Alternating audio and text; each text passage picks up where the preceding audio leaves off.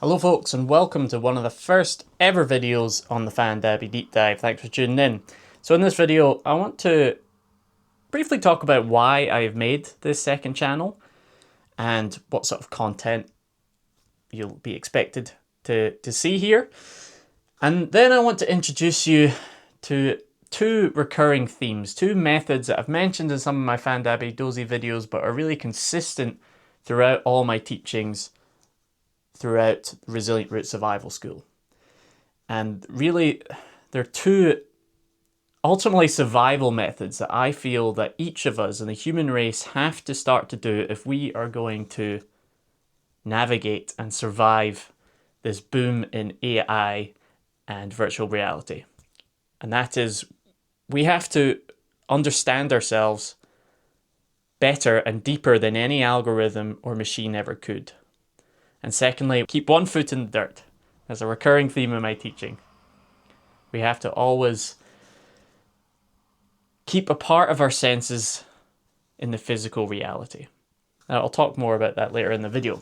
But first of all, I just want to say a huge thank you to all the 800 odd folk who have subscribed to the FanDabby Deep Dive within the first week. That's awesome. That's so cool. Yeah, to see that there's a wee group of people who are just mad keen, mad hungry for this deeper content. So I want to welcome you to the second channel and just thank you for quickly jumping on the deep dive. So first of all, a few folks have been asking me why bother make a second channel. I've got FanDabby Dozy, it's got a pretty big following, it's doing well. Why bother make a second channel? Well, let me explain. I started the FanDabby Dozy channel 13 years ago. 13 years of making FanDabby Dozy videos. And it's my baby, right? I've been nurturing it for a long time. And for the past 6 to 7 years, it has been my main form of income, my main form of livelihood, either directly or indirectly. So therefore, I'm quite particular with it. I'm quite precious with it. And it's been a very fun journey, but it's been a difficult journey of navigating what I would call balancing the means with the soul. And I feel it's really a challenge of any creator, any creative outlet, no matter what you're doing. That is the means, of course. How do you actually make money to exist in this capitalist society? You have to make money, right? But the soul, I believe each one of us have got a soul calling. Whether we are in tune with that or not can depend, but I believe that each one of us are on this planet, have been gifted with consciousness to explore or express something.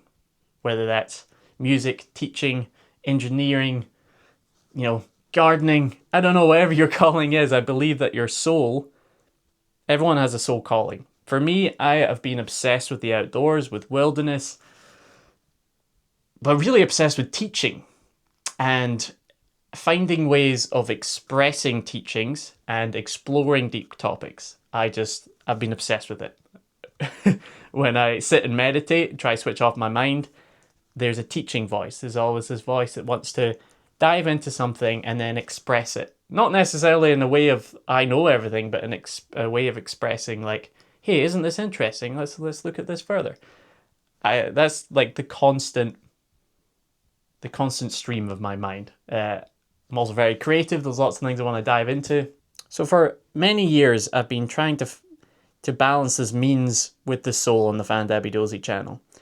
And although at any moment your soul might call you to explore one topic or make a video about something, on the other hand, to make a living from YouTube, you always need to be worried about number of views and retention rate and click-through rate and all that stuff.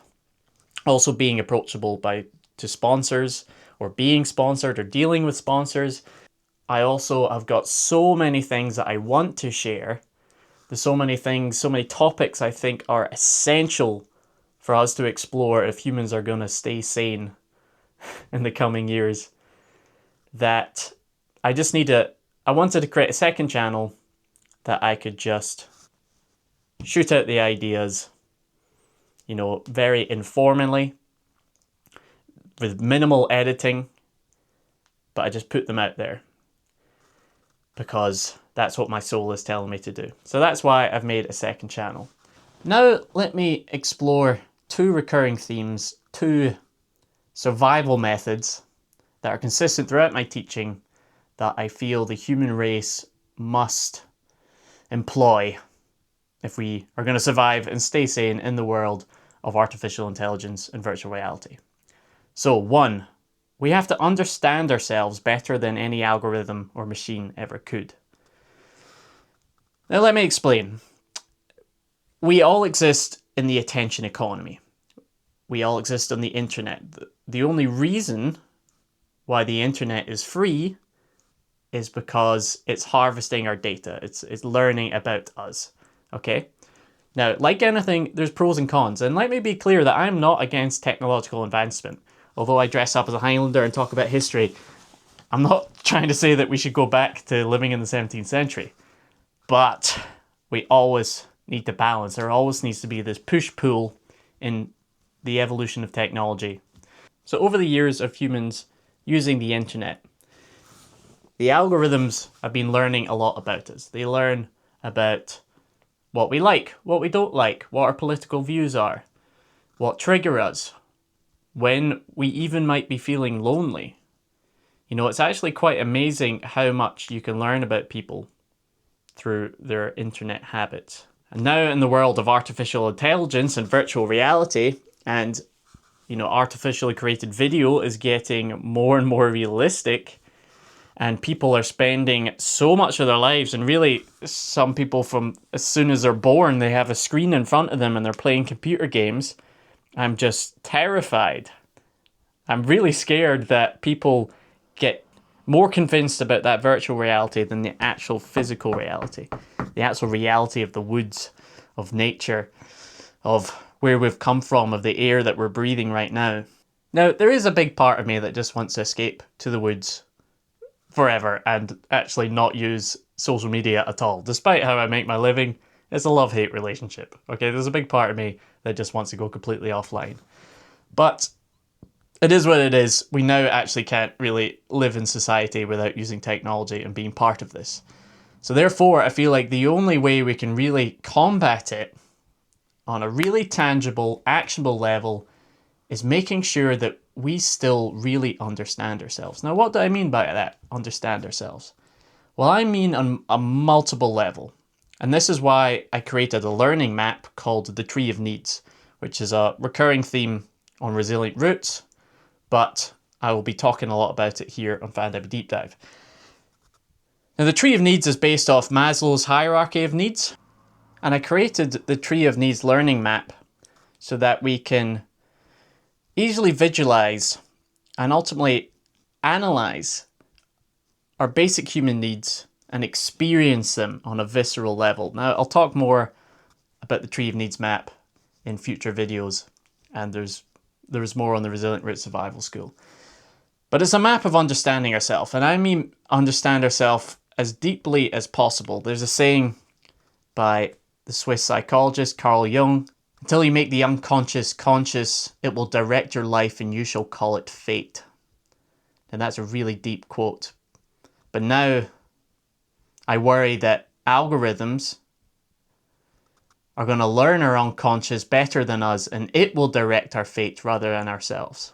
So we have to understand our motivations, our desires, our traumas, our passions, all these things. We have to dive deep into our psychology and look at past philosophy. And really, this is a huge topic that I want to continue to explore on this channel. We need to just make sure that we keep understanding ourselves on a deeper level more than any algorithm or machine ever could. The second method I will keep talking about is keeping one foot in the dirt. I might even make a t-shirt with this. Keep one foot in the dirt. And what do I mean by that? It's always keep a part of our senses in the physical reality.